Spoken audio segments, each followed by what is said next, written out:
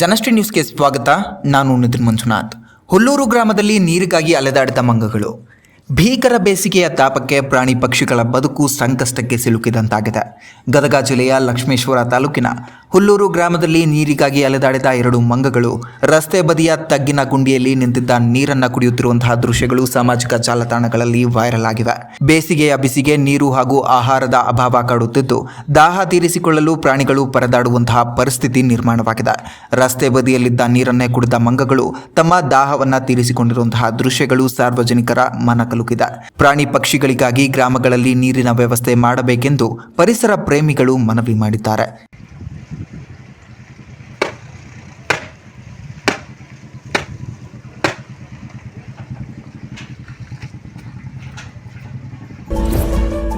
ಇದೇ ರೀತಿಯ ನಿರಂತರ ಅಪ್ಡೇಟ್ಗಳಿಗಾಗಿ ನೋಡ್ತಾ ಇರಿ ಜನಶ್ರೀ ನ್ಯೂಸ್.